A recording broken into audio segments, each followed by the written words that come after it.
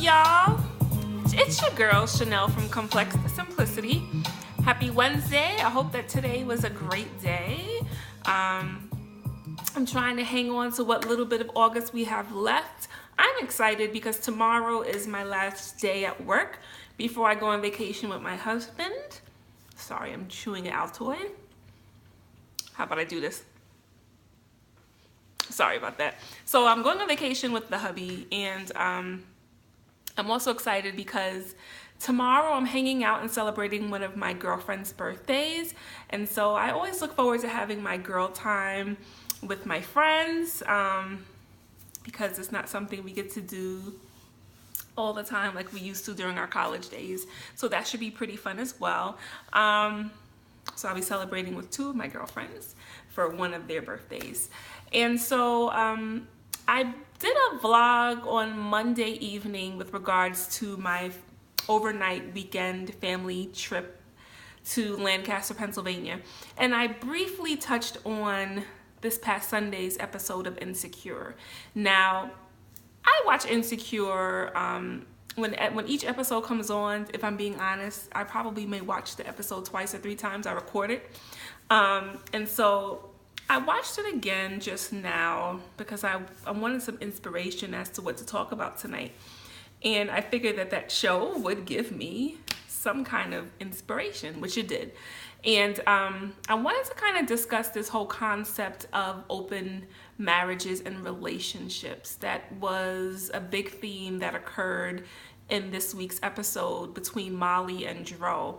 Now, if you are a follower of Insecure and you're always tuned into this series, you know from season 1 that Molly really is looking for that true love that she felt her parents exemplified, right? Where you're in a monogamous relationship, you're married, you love each other, you're in it through thick and thin, what most of us want. And in this episode, Molly gets the harsh truth that her dad did have some indiscretion, meaning that he did cheat on her mom at one point within the marriage. And it kind of had her whole idea of marriage and what she's looking for and how her parents are that main example. It kind of had it all crashing down, right? That idea for her. They symbolized everything that she wanted. And so once she realized, oh, Dad, even my mom and dad, even my mama be going through this craziness, it immediately had her kind of step back into that part of her that doesn't make the best of decisions and choices for her life. When season 2 started, Molly was engaging in therapy, and I'm like, yes! I feel like therapy is a great tool for a lot of us to help put things in perspective, help us work on ourselves, certain things we need to figure out. Understand our triggers, where certain behaviors stem from as it pertains to our childhood. So I thought it was a great thing that she was engaged in therapy because in relationships, her pattern was becoming very unhealthy, right? So, of course, with this type of thing coming out where her and the crazy thing is that actually it was her parents' wedding anniversary. I don't know if they made like 30 plus years or whatever, and that was what they were all celebrating when this news broke out. And unfortunately, you know, for Molly, it sent her into this tailspin of making not the greatest of decisions. So if you're wondering, where does the whole open marriage, open relationship point come in, this is where it's going to be inserted, right? So Dro is a childhood friend of Molly's. They knew each other for years. Had some feelings for one another, but nothing ever came of it. They were young, whatever. I think all they shared was a kiss when they were teenagers. And so fast forward now, Dro is married. And when he and Molly and the rest of the crew were at Kiss and Grind, the previous episode, which was, I guess, this kind of day party event, he was getting close to Molly was getting close to him, and then Molly's like, "Ooh, let me be respectful, your wife wouldn't appreciate this." And then it came out that they're in open marriage, as per what Dro says. And, you know, Molly pretty much was like, that's not what she wanted for her life, and, you know, it's better off that they remain friends, and they seemed cool with that decision. And then, once this whole thing comes out with the dad cheating on the mom in the past, Molly immediately reverts back to some of her old patterns, and this episode ends with her and Dro in the bed, smashing, getting it in. And only God knows what's going to happen in the next few episodes. And so that got me to thinking about the overall topic of open relationships and marriages. You know, I was listening to the Michael Baisden slow your roll, Chanel.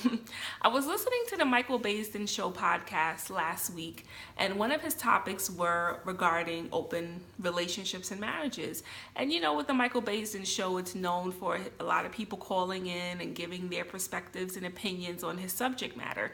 So I was surprised to hear that there were a lot of women that were like, yeah, I've been a part of open marriages and threesomes, or I'm okay with being a part of situations where I'm dating a married man, and I understand he's upfront, he's honest, he has an open marriage, I play my position, and I'm cool with that. I was very surprised to hear quite a few women of all ages, not just young women in their 20s, women of their 30s, 40s, 50s plus, supporting this idea and stating that they understand what open marriages are about, and we're kind of for it, right? Now, I may be a woman who's more of the old school, traditional sense of relationships, because my thing is, if I'm getting married to someone, or I'm in a serious relationship with someone, for me, I need it to be me and that person, right? A monogamous situation, not where it's like, okay, to spice things up, we'll bring someone else in. I find it hard to understand the notion of if me and my husband, God forbid, were to have issues in our marriage, right? Why would we feel the need to bring someone from the outside into our marriage in order to make us closer, right? So I cannot rationally and logically understand that. For me, the only other being that needs to be a part of my marriage, aside from my husband and I, is that man upstairs. You know what I'm saying? Like, meaning God, Jesus Christ. I don't feel the need to have another woman or another man being a part of our union with hopes that it'll make us closer because we're able to live out our fantasies, our sexual fantasies. You know, to me, those kind of things are fleeting. Fantasies are just that, fantasies. They're fleeting. They're aspects, I think, of our mind I don't particularly feel needs to be in reality, right? I always felt like when you open Pandora's box, for some reason things will forever be changed. Nothing will ever be the same again, in my opinion. So opening Pandora's box for me would be to allow another person into my marriage, into my bedroom, into my sexual relationship with my husband, in hopes that it'll make us closer or get our marriage stronger. I just have a hard time understanding how that concept truly makes sense. No judgment to those who are for this. Everybody has a right to their own opinion and perspective, but I just have a hard time understanding what's the purpose, what's the point. You know, I feel like there's so many things that can go left in that situation. So if you bring someone else into your marriage or your relationship, What if I feel more of a sexual connection with who we brought in? What if my better half feels more of a sexual connection with who we brought in? What if they end up having sparks? What if me and the other person end up having sparks? Like, you know what I'm saying? How in the world is that going to better our relationship? I always say to people, sex, because a lot of times when we think of open relationships and when we think of open marriages, a huge component that comes to mind is the sexual aspect of things, right? I know emotionally you can connect with someone else. Emotionally you can have a relationship with someone else, which is just as dangerous, if not more in some ways. But I feel like sex has never been anything that can keep a marriage together. Yes, it can affect a marriage in a negative way if you and your spouse or your better half are not connecting in that kind of an intimate sense, but I've never known sex to cure any problems. I'm just saying, you know, it's a fun thing, it's an amazing thing, but I've never ever have known it to make relationships better when they were going through serious things, you know. I've known people who have had tumultuous marriages and were still able to maintain their sexual relationship. But let me tell you, that didn't make matters better per se. I've known people who I believe are sexually amazing, meaning swinging from chandeliers, meaning I've known women who do everything in their power to keep their better halves satisfied and their sexual appetite fulfilled, but that still didn't keep the marriage or relationship together. So this is why for me, I really have a hard time trying to understand and pinpoint how, you know, adding someone else to the equation will help our relationship, right? So if I'm out hanging out with another guy because I have an open marriage, you know, so we not only are we intimate together sexually, but we're also going to the movies, going out on dates. Like, how is this gonna make my situation with my spouse better? You know what I'm saying? How is that gonna get us over a dry patch or a hard, how is that gonna get us through the hard times if I'm kind of being distracted by someone else or other people and vice versa? So I don't get it. No judgment. I just don't really understand it, and I realize, and I've always realized, it's not my cup of tea. You know, I think I've shared before when I gave myself a year to be single and enjoy my singlehood when I graduated from college. I felt like when I was in college, I was like how Hov says in La La Land. I was in La La Land, you know, and I wanted to understand the real world when it came to dating.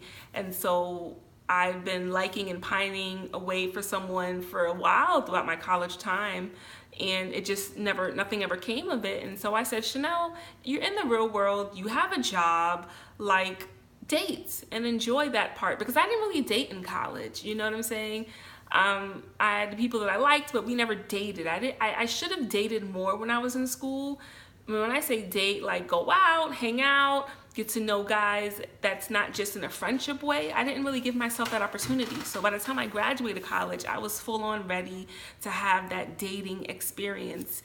And I did. And I said I was going to give myself a year.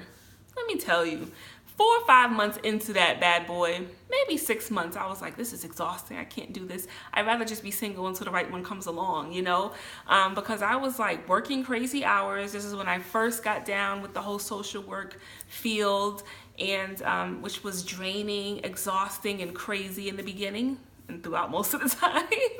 And then I was still like hanging out with my friends, my family regularly, and going out on dates and hanging out with guys, and it just was exhausting after a while, you know. And I felt like I was starting to like forget what story was attached with which guy. So if I was on the phone with guy A, but I'm out on a date the next night with guy B, I'm mixing up conversations that I had with guy A the night before, went on a date with guy B. Like, it was just too much. And I was like, yo, how do dudes do this? This is exhausting and expensive for them. You know, for me, I was more so in some way being taken out or just kicking it, you know, with whoever I was dealing with at the time. But it was exhausting. And I know for me, I said, Chanel,